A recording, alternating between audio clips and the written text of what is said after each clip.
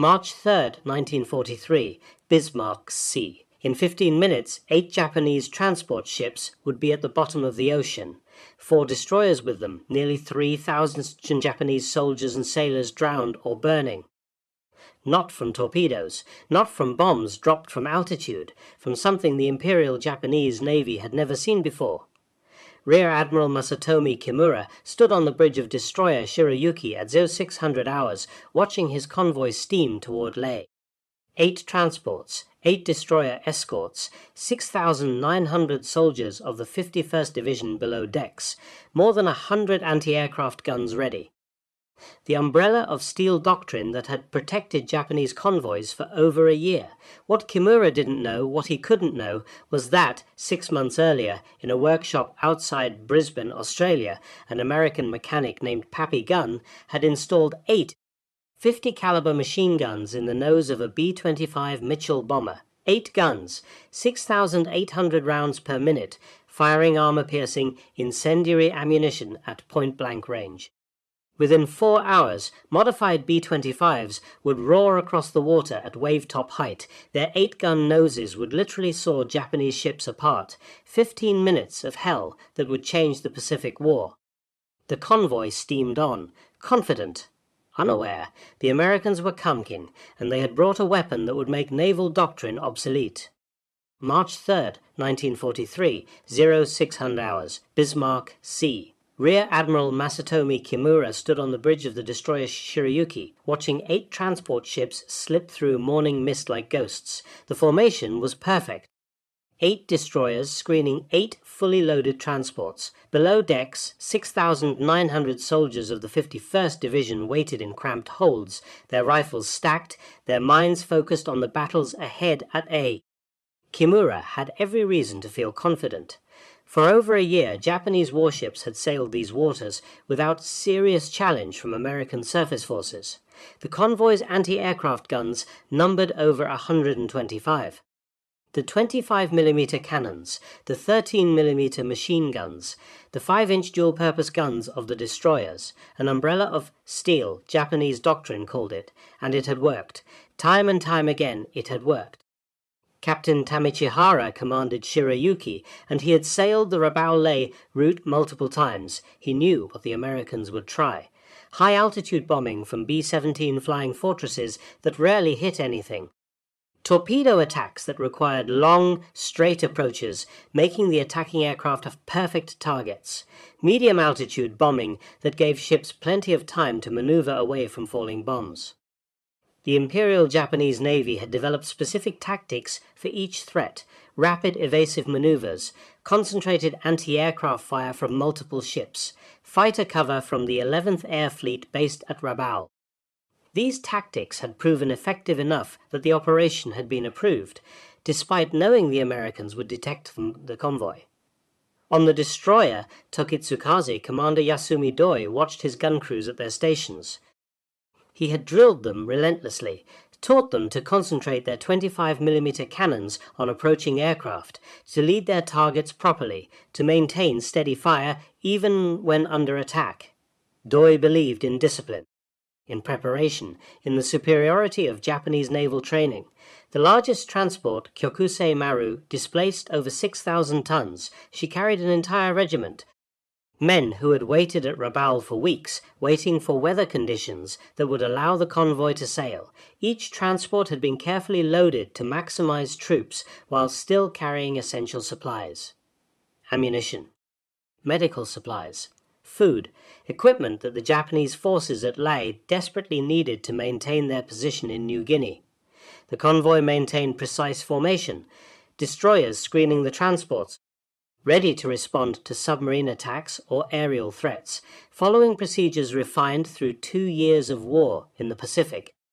What made March 3, 1943 different from every previous convoy operation was not immediately apparent to the Japanese lookouts scanning the skies. What Admiral Kimura could not possibly know. What no Japanese naval officer could imagine in their darkest nightmares.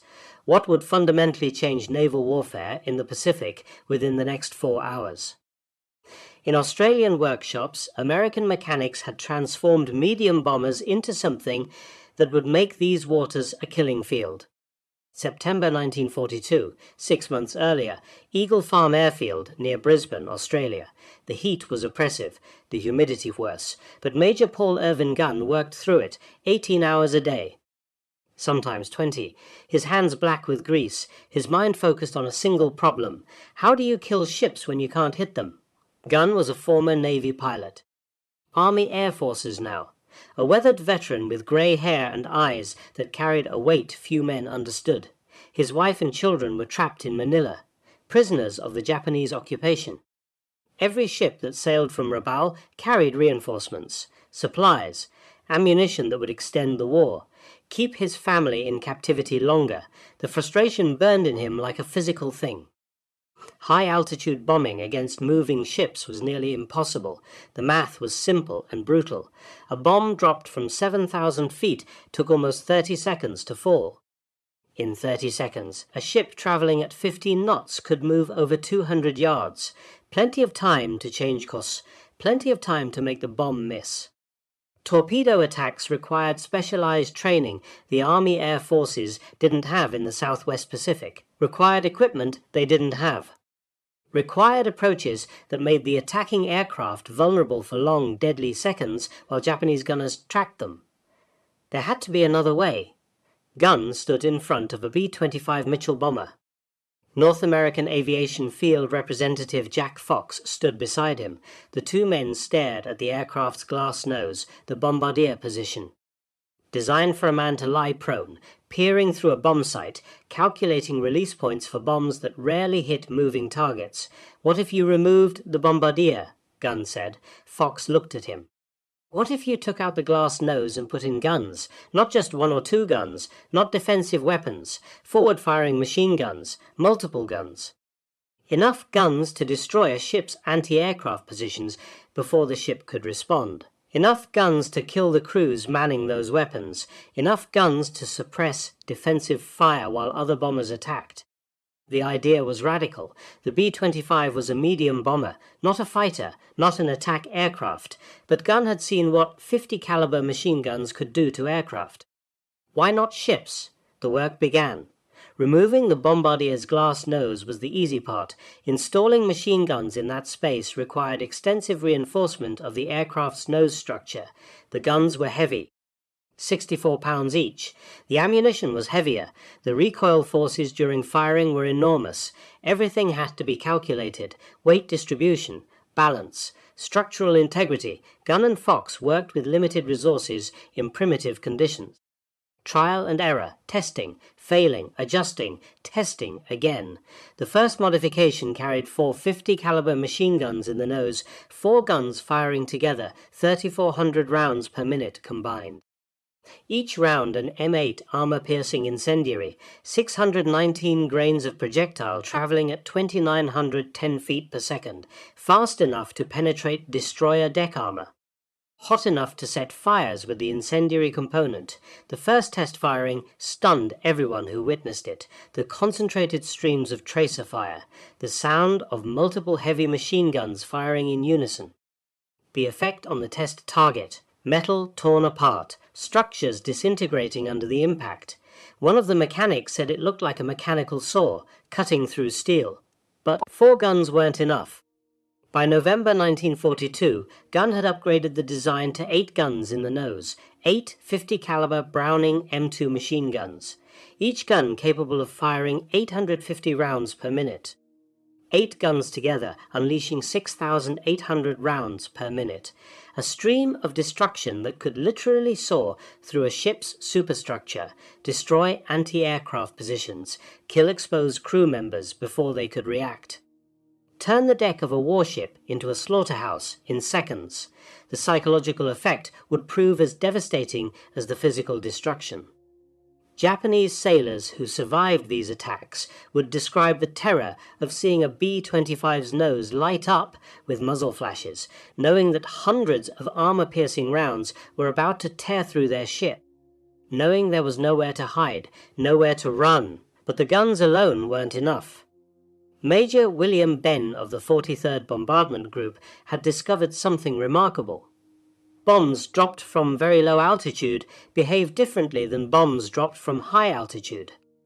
Drop a bomb from 200 to 250 feet above the water, and something unexpected happened. The bomb skipped, like a stone across a pond, bounced across the water surface. Sometimes once, sometimes twice, then slammed into the side of a ship at or below the waterline. The technique required precise timing, incredible courage. Pilots had to fly straight and level toward their targets at low altitude, making themselves perfect targets for anti-aircraft fire. The margin for error was razor thin. Too high and the bomb wouldn't skip.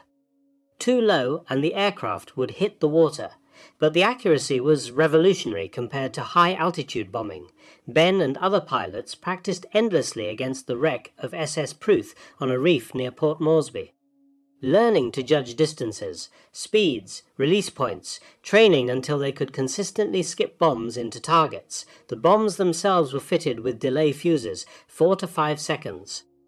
Designed to penetrate a ship's hull before detonating, the explosion occurring inside the ship, below the waterline, opening massive holes that flooded compartments, breaking keels, sinking ships that might have survived external explosions.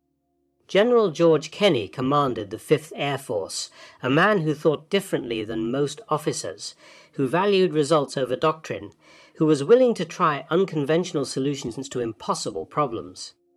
When Kenney saw what Gunn had created with the strafer modifications, when he saw what Ben had achieved with skip bombing, he recognized the potential immediately. Combine them, strafer guns to suppress anti-aircraft defenses. Skip bombing to deliver killing blows, attack at wave-top height where Japanese doctrine had no answer, where the speed and surprise would overwhelm traditional defenses. Kenney called them commerce destroyers. By March 1943, the 3rd Attack Group had fully converted to strafer configuration, 13 B-25 Mitchell bombers, each carrying 850 caliber machine guns in the nose. Each pilot trained in low-level attack tactics, each crew ready to test the new weapon against real targets. The standard attack profile was brutal in its simplicity. Approach at 1,000 to 1,500 feet, high enough to avoid detection, low enough to drop quickly, then descend to wave-top height approximately 2 miles from the target, accelerate to maximum speed. 280 miles per hour, 300 if the engines would give it. At 1,500 yards, the pilot would open fire with all 8 nose guns, hosing the target with armor-piercing incendiary rounds, walking the fire from bow to stern or stern to bow, destroying everything in the path of the bullets. Bridge, gun positions, crew. Equipment, maintaining the attack run, still firing, still approaching, at the proper range, the proper altitude, the proper speed, release the bombs, watch them skip across the water like stones. Impact the hull, penetrate, detonate inside the ship, pull up, bank away. Let the gunner in the top turret spray the deck with his twin .50s as the bomber climbed. Then circle. Watch the damage. Select the next target. Major Edward Larner commanded the 90th Bombardment Squadron, combat veteran, a pilot who believed in aggressive tactics, in pressing attacks home, in making every bullet count. His B-25 was nicknamed Ruthless, and on March 3, 1943, at 0915 hours, he would lead 12 strafer bombers into an attack that would change the Pacific War. Admiral Kimura didn't know they were coming, didn't know what they were, didn't know that in 4 hours his perfect convoy would be burning wreckage scattered across the Bismarck Sea. The trap was set. The Americans were coming, and they had brought hell with them. March 3, 1943, 0915 hours. Lieutenant Commander Aikawa aboard the destroyer Asashio spotted them first, multiple contacts at medium altitude, approaching from the south, what appeared to be a standard American bombing formation. B-17s and B-25s at around 7,000 feet, exactly the kind of attack the convoy had prepared for. Aikawa reported the contacts. Across the convoy, Japanese gun crews swung their weapons toward the approaching aircraft, calculating deflection, altitude, preparing to throw up the curtain of anti-aircraft fire that had protected so many convoys before. On Tokitsukaze, Commander Dwai watched the American bombers approach. His crews were ready, trained, disciplined. The 25mm cannons tracked the targets. The 5-inch guns of the destroyers adjusted their elevation. Everything according to doctrine, everything as it should be. The B-17 flying fortresses began their bombing runs. From 7,000 feet the bombs fell like rain, dark shapes tumbling through the morning sky. The convoy's destroyers erupted with anti-aircraft fire, tracer rounds creating deadly patterns around the American bombers. The sound was tremendous, constant, a roar of explosions and heavy guns that echoed across the water. The Japanese gun crews performed exactly as trained, concentrated fire, multiple ships targeting individual bombers, creating walls of steel through which the Americans had to fly. Several bombs fell near the transports. Geysers of white water erupting from near misses. One bomb struck the transport Teiyo Maru but failed to detonate. Another landed in the water 50 yards from Kyokusei Maru, close. But not close enough. The high-altitude attack was drawing every eye, every gun, every ounce of the convoy's defensive attention skyward, which was exactly what the American planners intended. Because while every Japanese sailor watched the B-17s at 7,000 feet, while every gun barrel pointed toward the sky, while officers shouted orders and gun crews reloaded and ships maneuvered to avoid falling bombs, something else was approaching, from the south at west, at wave-top height, so low that their propeller wash created spray patterns on the ocean surface. 13 Royal Australian Air Force Bofh fighters, twin-engine attack aircraft, 4 20mm cannons, 6 303 caliber machine guns, pilots who had trained for this moment for months, and 12 BB-25 Mitchell Strafer bombers of the 3rd Attack Group, each carrying 850 caliber machine guns in the nose. Major Edward Lana flew lead in Ruthless, his hands steady on the controls, his eyes fixed on the destroyer ahead, Shirayuki, the flagship, the ship from which Admiral Kimura commanded the convoy. Lana could see Japanese sailors on the deck, see them pointing at his aircraft, see confusion on their faces. They had seen B-25s before, but never configured like this. Never with 8 black holes in the nose where machine guns protruded, never approaching at an altitude where the pilot could see individual faces on the ship's deck. Lana closed to 1,200 yards. Then he squeezed the trigger. 8 streams of 50 caliber death reached out from Ruthless toward Shirayuki, each gun firing 850 rounds per minute. Each round a 619-grain armor-piercing incendiary projectile traveling at 2,910 feet per second. The tracers created solid lines of light between aircraft and ship. Lines that seemed to physically connect the bomber to the destroyer. Lines of fire, lines of death. The effect on Shirayuki was instantaneous and catastrophic. The destroyer's bridge windows exploded in showers of glass that shredded anyone standing nearby. Captain Tamichihara raised his arm to shield his face. Too slow. Glass fragments tore through his uniform. His skin. Blood sprayed across the bridge instruments. The thin armor of the gun shields provided no protection against 50 caliber rounds traveling at nearly 3,000 feet per second. The bullets punched through steel like paper. The gunners behind those shields died before they understood what was happening. Bodies torn apart by impacts that struck with the force of sledgehammers. Lana held the trigger down for 8 seconds. 8 seconds of continuous fire from 8 heavy machine guns. More than 900 rounds poured into Shirayuki. The destroyer's superstructure disintegrated. Metal twisted, supports collapsed. Equipment exploded into fragments, and men died, dozens of men, cut down by a weapon they had never imagined, against which they had no defense, no training, no doctrine. Japanese ensign Takashi Mieta stood near the rear of Shirayuki's bridge. He watched his captain fall, watched the executive officer's head simply disappear in a spray of red. Watched men he had served with for 2 years torn to pieces in seconds. Later, he would describe it as being caught in a giant metal cutting saw. But in that moment, there were no words, only terror, only the sound of bullets punching through steel, only the screams of dying men. Lana released his bombs at exactly the right altitude, the right speed, the right distance. 2 500-pound bombs fitted with 5-second delay fuses. They skipped across the water. Once, twice, then slammed into Shirayuki's hull just below the waterline. The bombs penetrated the thin hull plating before the fuses triggered.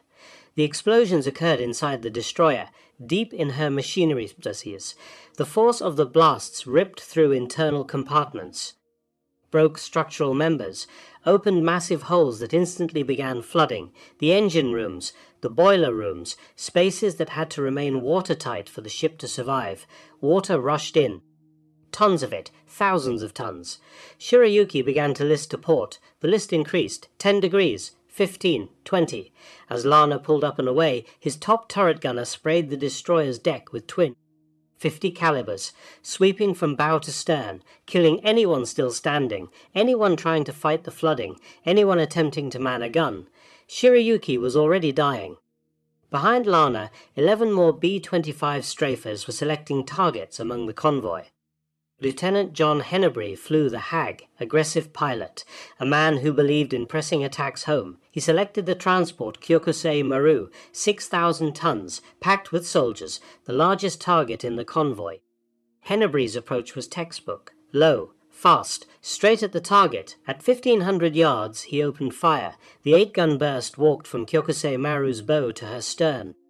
The tracers visible as lines of light, the impacts visible as sparks and flashes where bullets struck steel, the bridge, the cargo handling equipment, the anti-aircraft gun positions. Everything in the path of that terrible stream of fire was destroyed. The transport's captain tried to give orders, tried to maneuver away from the attack, turned the wheel, shouted commands to the engine room, but the helmsman was dead, most of the bridge crew was dead, cut down by 50 caliber rounds that had turned the enclosed bridge space into a charnel house. Blood covered the deck, the walls, the instruments. Bodies lay in positions that suggested they had been trying to escape, to take cover, but there was no cover, not against this, not against 8 heavy machine guns firing simultaneously. Hennebrey's skip bombs tore into Kyokusei Maru's hull. The delay fuses worked perfectly. The bombs penetrated deep into the ship before detonating. The explosions opened massive holes below the waterline. Seawater flooded into the cargo holds, where hundreds of soldiers waited, men of the 51st Division, packed into spaces designed for cargo, wearing full combat gear, rifles, packs, ammunition, heavy equipment that would drag them down if the ship started to sink. The water came in fast. Cold, dark, rising with terrifying speed. Men screamed, clawed at each other, tried to reach the ladders, the hatches. But there weren't enough ladders. The hatches were too small, too few. And the water kept rising. In 6 minutes, Kyokusei Maru would be gone, taking most of her soldiers with her. Flight Sergeant Fred Cassidy of the Royal Australian Air Force No. 30. Squadron approached Teo Maru in his Bofh fighter, trained to attack ships, trained to kill. He came in at 500 feet. Diving to mast height in the final seconds. 4 20mm cannons and 6 303 caliber machine guns all firing together. The sound was like tearing canvas, amplified 1,000 times. The ship's bridge disintegrated under the impact of 20mm explosive rounds. Each shell contained a small explosive charge that detonated on impact. The bridge windows blew inward. The thin steel walls buckled and tore. Japanese officers and sailors were thrown through the air by the explosions. Bodies broken, burning. Cassidy watched lifeboats shatter into kindling as his cannons found them, watched davits tear loose from their mountings, watched men fall from the superstructure, some already dead, some dying, some screaming. He felt nothing. This was war. This was what they did, what they had trained for, what had to be done. The Bofighters added to the carnage across the convoy, focusing on anti-aircraft positions, bridge crews, anyone trying to organize a defense. Their combined firepower with the B-25 strafers created a storm of destruction that the Japanese had never encountered, never imagined. On the transport Nojima, 3 skip bombs hit in rapid succession. The first bomb struck amidships, penetrated the hull, detonated inside the No. 2 cargo hold. The explosion tore through bulkheads, ruptured fuel tanks, started fires. The second bomb hit forward. The blast opened the hull like a can opener. Water poured into the forward holds, where soldiers were packed shoulder to shoulder. Men who had been joking, playing cards, writing letters home, trying to sleep, now they were drowning. The water came in too fast. The ship listed heavily. Men lost their footing, fell into the rising water. The weight of their equipment pulled them under. They clawed at each other, screamed, begged, but there was no escape. The third bomb hit aft. The explosion severed the ship's rudder, destroyed the steering gear. Nojimi began to circle helplessly, out of control, taking water, burning. Witnesses later described hearing the screams of drowning soldiers even over the roar of aircraft engines and exploding ammunition. The sound carried across the water. Hundreds of men dying in the dark, trapped, helpless. Commander Yasumi Doi stood on the deck of Tokitsukaze and watched in horror as his carefully trained gun crews were swept away. One moment they were at their stations, ready, disciplined. The next moment they were gone, torn apart by streams of 50 caliber fire that came so fast, so concentrated, so overwhelming that there was no time to respond. No time to take cover, no time to do anything except die. Doi shouted orders, trying to redirect fire toward the low-flying attackers, but his gunners were being killed faster than they could respond. Those who survived were too terrified to stand at their posts. They had watched their friends disintegrate, watched men cut in half by heavy caliber rounds, watched the impossible. B-25s approaching with their noses, flickering with muzzle flashes. 8 streams of fire reaching out, destroying everything they touched. The Japanese Navy had never trained for this. Never imagined that medium bombers could be turned into flying battleships, bristling with forward-firing guns. Never developed tactics to counter an attack that combined strafing and bombing at wave-top height. All their defensive doctrine was based on assumptions. That bombers attacked from altitude. That torpedo planes made slow, steady approaches. That fighters could be engaged by concentrated anti-aircraft fire. But this was something new, something terrifying, something against which they had no answer. The destroyer Arashio attempted to maneuver between the attacking aircraft and the transports. Her captain understood what was happening. Understood that the transports were helpless, that they needed protection. Say that his warship had to shield them. It was a heroic gesture. It was also suicide. 3 B-25 strafers concentrated their fire on Arashio, 24 heavy machine guns, firing simultaneously. More than 2,000 rounds per minute combined. The destroyer's superstructure simply came apart under the impact. Metal peeled back like tin foil. Gun mounts tore loose from their foundations. The bridge became a killing box as the 50 caliber rounds punched through from every direction. Everyone on the bridge died. The captain, the executive officer, the helmsman, the lookouts, the signalmen, all of them. In seconds, the ship's rudder jammed hard to starboard, damaged by a skip bomb that had exploded near the stern. Arashio turned in a tight circle. Out of control, fires spreading through her superstructure. She collided with the transport Nojima. The two ships locked together. The impact drove Arashio's bow deep into Nojima's hull. They hung there, grinding against each other, fire spreading from one ship to the other, fuel spilling into the water, igniting. Crews from both ships tried to separate the vessels, tried to fight the flames. But there were too many fires, too much damage, and the B-25s kept coming, kept firing, kept bombing. Admiral Kimura stood on what remained of Shiryuki's bridge and tried to comprehend what was happening. His convoy was disintegrating around him. Ships burning, ships sinking, ships locked together in death embraces. And the American aircraft. Those terrible American aircraft with their 8-gun noses, they seemed to be everywhere at once, coming from every direction. Firing, bombing, killing. This was unlike anything in Japanese naval experience. Unlike anything in naval doctrine. The Americans were not following any recognized attack pattern, not making the long, straight torpedo runs that could be avoided, not dropping bombs from altitude that gave ships time to maneuver. Instead, they were boring in at point-blank range, with automatic weapons, turning his ships into slaughterhouses, killing his men faster than they could respond. Kimura ordered evasive maneuvers, but the B-25s were too fast, too numerous, and his ships were not designed to evade aircraft attacking at wave-top height. The doctrine assumed aircraft would attack from above, from medium altitude, not from the surface of the ocean. Everything was wrong, everything was impossible, everything was death. The transport Oigawa Maru made a fatal mistake. Her captain, trying to present a smaller target, turned to show the B-25s his ship's bow, but he misjudged the timing. The turn took longer than expected, and instead of presenting the bow, he presented the entire broadside.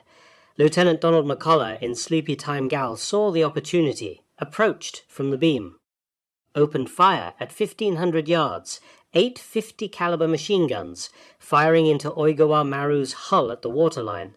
The armor-piercing incendiary rounds penetrated the ship's side plating, started fires in the cargo holds, where ammunition was stored, where fuel was stored. The secondary explosions were massive. Entire sections of the hull blew out. The ship's back broke. Literally broke. The keel snapped. Oigawa Maru began to fold in the middle, bow and stern rising, the center sinking. 1,500 soldiers were aboard. The ship sank in 3 minutes. There was no time to launch lifeboats, no time to put on life jackets, no time for anything except a brief, terrifying slide into the dark water, and then drowning. Mass drowning.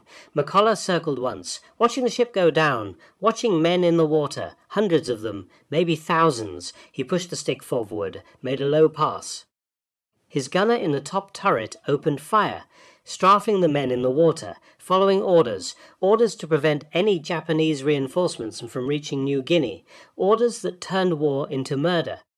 But orders nonetheless. The gunner was a young airman who had never killed anyone before enlisting. Now he was killing men in the water, watching them die under his guns. Watching the water turn red. He would dream about it for the rest of his life. The destroyer Asagumo tried to rescue survivors from the water. Her captain, seeing men drowning, moved his ship among the floating bodies. Crew members threw lines, life rings, anything that might save a few lives. 2 B-25s approached, low, fast. Their 8-gun noses opened fire. The deck of Asagumo became a killing field. Men throwing lines were cut down. Men pulling survivors aboard were torn apart. The rescue effort stopped, couldn't continue. Too many dead, too much fire. Skip bombs followed. 1, 2, 3 hits below the waterline. Asagumo began to flood. Her captain ordered abandon ship, but many of his crew were already dead, and the water around the ship was filled with fuel oil, burning fuel oil. Men jumped into flames, died screaming. By 0945 hours, the strafer attack was effectively over, 15 minutes from first gun to last bomb, but the destruction continued. Ships burning, sinking, exploding ammunition. The B-25s and Beaufighters turned south, heading home, their ammunition expended, their bombs gone. Behind them, the Bismarck Sea was covered with burning ships, sinking ships, dead men, dying men. By 10:15 hours, Admiral Kimura surveyed the full scope of the devastation from a lifeboat. Shirayuki was gone, his flagship, sunk, most of her crew with her. Of his 8 transports, all 8 were burning or sinking or already beneath the waves. 4 of his 8 destroyers were destroyed. The survivors damaged, their decks covered with casualties. Their crews in shock. The human cost became apparent as rescue operations began. The water was filled with bodies, debris, oil, but few living soldiers. Of the 6,900 troops who had sailed from Rabaul, only about 1,200 would eventually reach Lai. Another 2,700 were rescued later by destroyers and submarines arriving after dark. A large part of the 51st Division was gone, destroyed not in ground combat where they could fight back, not by naval gunfire where they might have had warning, but by modified bombers that had turned their transports into death traps in minutes. Captain Tamichihara, bleeding from dozens of glass cuts, would later write that the attack was like nothing they had ever experienced or imagined possible. He described how the B-25s seemed to saw their ships in half with concentrated firepower. The word spread through the Imperial Navy like wildfire. Bismarck Sea, the convoy massacre, the 8-gun bombers, the impossible weapon, the death from wave-top height. And in Tokyo, Admiral Isoroku Yamamoto received the report with visible shock. understanding immediately that Japan could no longer risk surface vessels in waters within range of American aircraft, that the Navy's inability to protect even a heavily escorted convoy meant reinforcement and resupply of forward positions had become almost impossible, that Japanese garrisons throughout the Solomon Islands and New Guinea were effectively doomed. The Pacific War had changed in 15 minutes over the Bismarck Sea, and it would never be the same again. March 4th, 1943. Tokyo, Japan. Admiral Isoroku Yamamoto sat in his office at Combined Fleet Headquarters. The report from the Bismarck Sea lay on his desk. He had read it 3 times. Each time hoping he had misunderstood something, each time finding the same impossible numbers. 8 transports, all sunk or sinking, 4 destroyers, destroyed, nearly 3,000 Japanese soldiers and sailors. Lost, attack duration, 15 minutes. Yamamoto was a career naval officer. He had planned the attack on Pearl Harbor, had commanded fleets in some of the greatest naval battles in history. He understood naval warfare, understood it better than almost any man alive, which is why the Bismarck Sea disaster terrified him. The Americans had developed a weapon against which traditional naval defenses were useless. 8 50-caliber machine guns in a medium bomber's nose represented more forward-firing automatic weapons than most destroyers carried.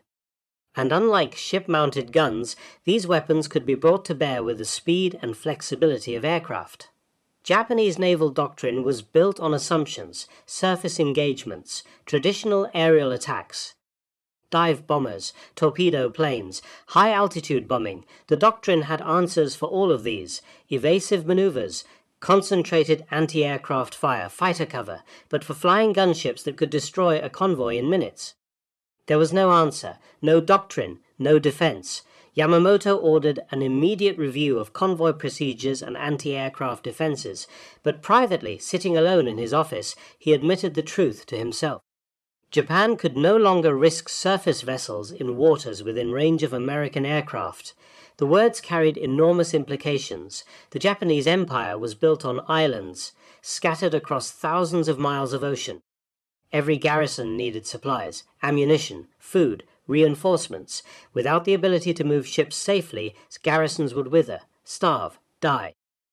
The Navy's inability to protect even a heavily escorted convoy meant that reinforcement and resupply of forward positions had become almost impossible, which effectively doomed Japanese garrisons throughout the Solomon Islands and New Guinea. The war had changed in 15 minutes over the Bismarck Sea, and Yamamoto knew it. The garrison at Lae, which the March 3rd convoy had been meant to reinforce, never received adequate supplies. The soldiers there waited, hoping, believing that relief was coming, that the Navy would break through, that reinforcements would arrive. They didn't. In September 1943, the garrison was evacuated, not because of enemy ground action, but because they could no longer be sustained. The soldiers marched through jungle and mountains, thousands of miles, without adequate food, without medical supplies. Many died along the way. Starvation, disease, exhaustion. The men who had been intended to reinforce Lae were already dead, drowned in the Bismarck Sea 6 months earlier. The strategic consequences rippled outward. If the Navy couldn't protect convoys in the Bismarck Sea, it couldn't protect them anywhere in the Southwest Pacific. Every forward position became a potential death trap, cut off, isolated, slowly dying from lack of supplies. Japanese commanders throughout the Pacific began to understand. They were on their own. No reinforcements were coming, no resupply. They would fight with what they had, and when that ran out, they would die. Meanwhile, the B-25 Strafer program expanded. North American Aviation, learning of Pappy Gunn's field modifications, incorporated them into factory production. The 8-gun nose became standard on late production B-25J models. But the design kept evolving. Some variants carried up to 18 forward firing, 50 caliber machine guns, 18 guns, 15,300 rounds per minute, the firepower of a small warship, delivered at 300 miles per hour. In August 1943, the 345th Bombardment Group, known as the Air Apaches, received their B-25 Strafers. They painted distinctive shark mouths on the noses. teeth surrounding the 8-gun barrels. The imagery was perfect, predatory, terrifying. Japanese sailors began to report that daylight movement of anything larger than a fishing boat had become suicidal in waters within B-25 range. The strafers hunted constantly, patrolling, searching, destroying anything that moved. The impact on Japanese logistics was catastrophic. The Navy was forced to rely on submarines and fast destroyers running at night. These methods could deliver only a fraction of what surface convoys could carry. Japanese forces throughout the Pacific began to suffer from shortages. Food, ammunition, medical supplies. Men started to starve. The 38th Bombardment Group developed new tactics, harbor and anchorage attacks, even night attacks, using radar to locate targets in complete darkness. Nowhere was safe, not even in port. On August 17th through 21st, 1943, B-25 strafers attacked the Japanese airfield complex at Wewak. The results were staggering. Over 170 Japanese aircraft destroyed on the ground. The strafers came in at treetop level, their nose guns destroying everything in their path. Carefully dispersed aircraft turned into burning wrecks. The Japanese 4th Air Army was effectively eliminated as a fighting force.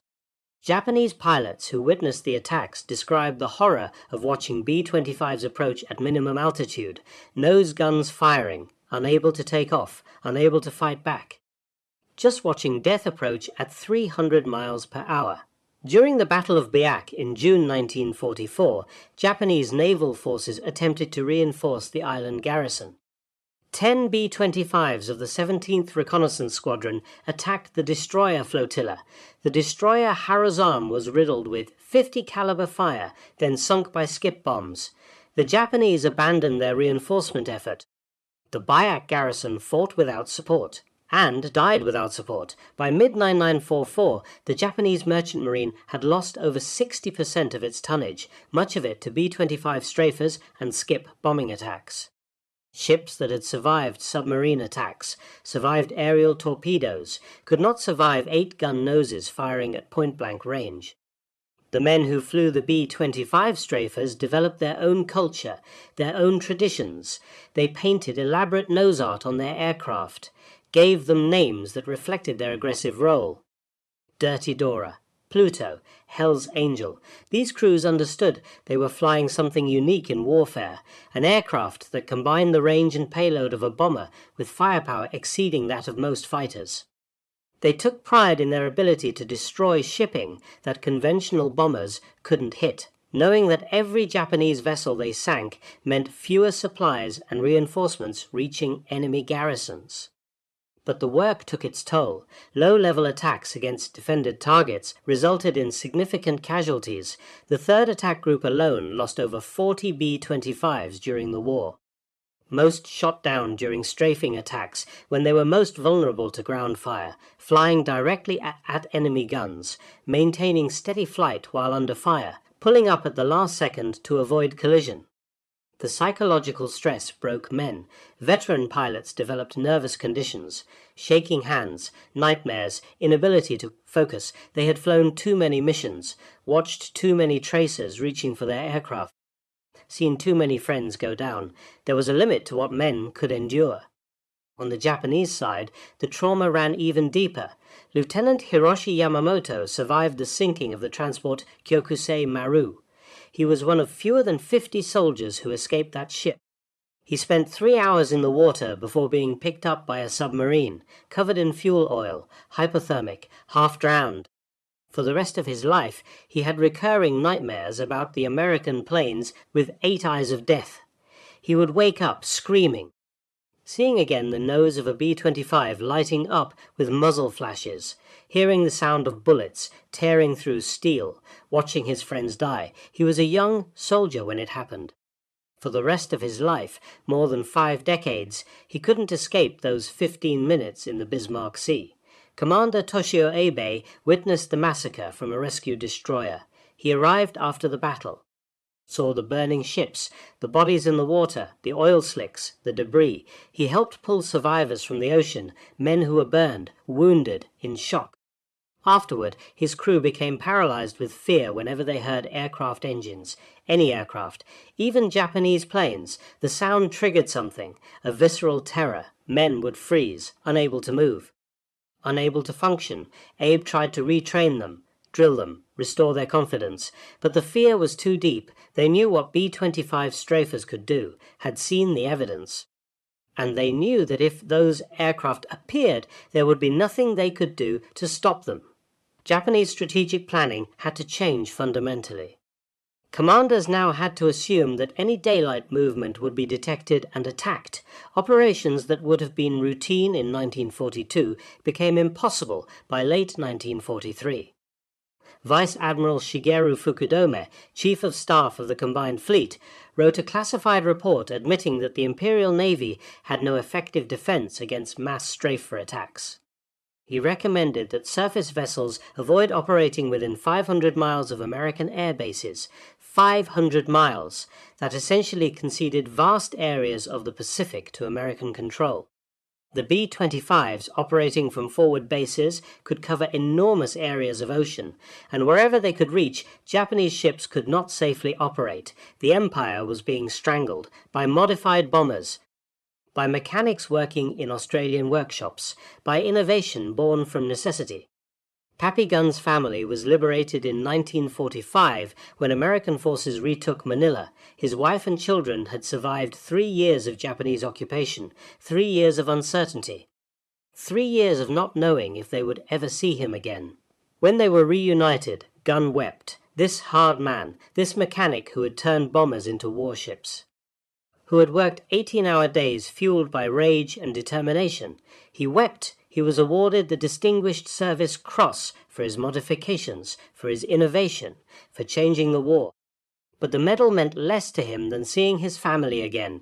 He returned to civilian life, to aviation in the Philippines, lived quietly, didn't talk much about the war, about what he had created, about the ships he had helped destroy, the men he had helped kill. Some burdens are too heavy to share.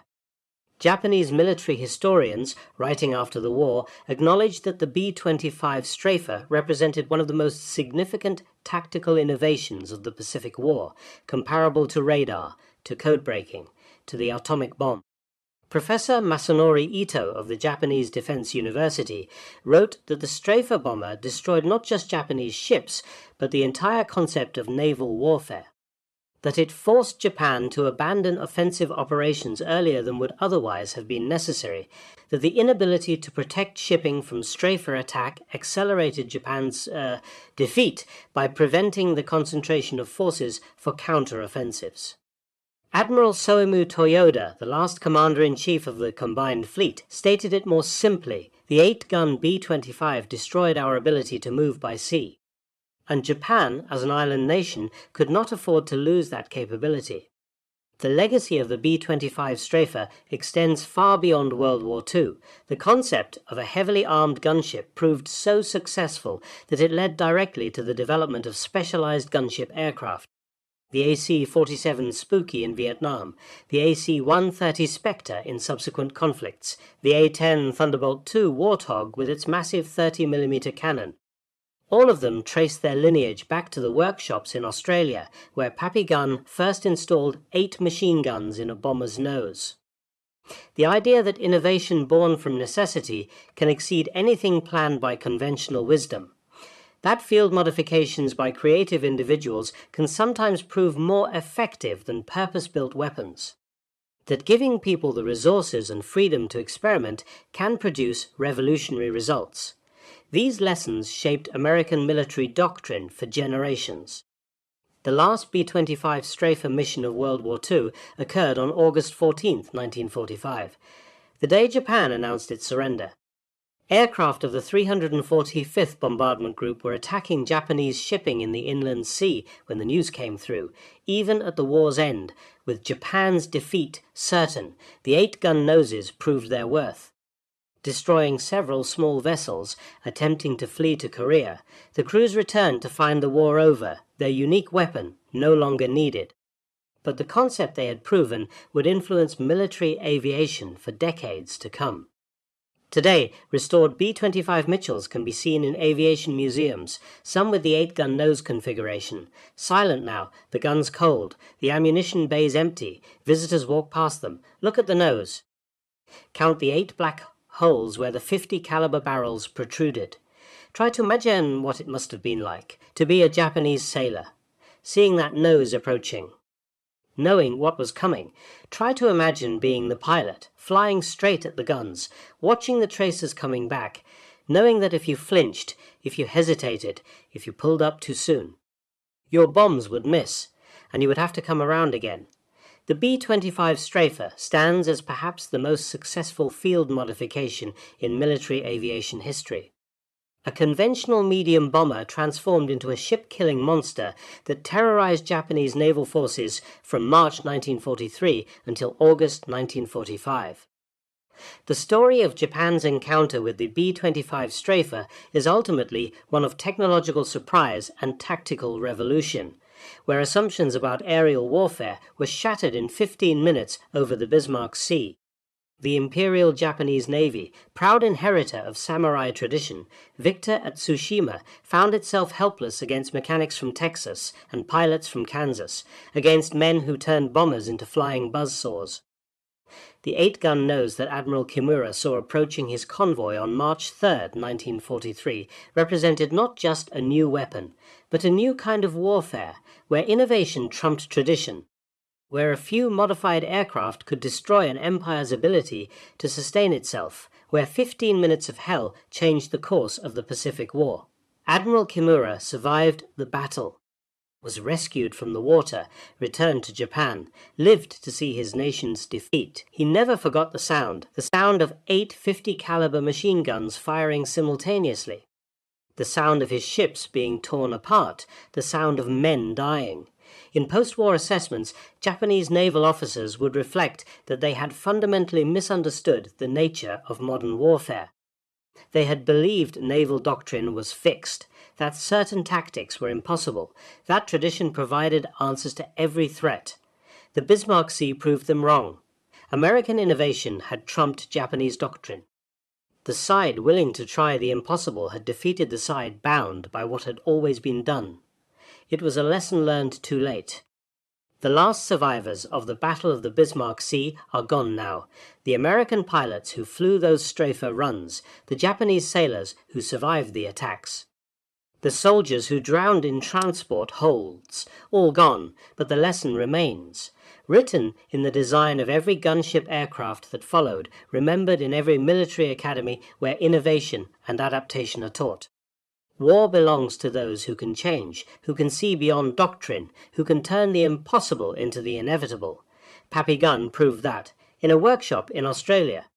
With limited resources and unlimited determination, he proved that one man with an idea can change the world, even if that change comes at the cost of thousands of lives. Even if that change is measured in burning ships and drowning men, even if that change is written in blood across the waters of the Bismarck Sea, the 8-gun nose, the weapon Japan never expected, the weapon that sawed ships apart, and in 15 minutes of hell changed everything.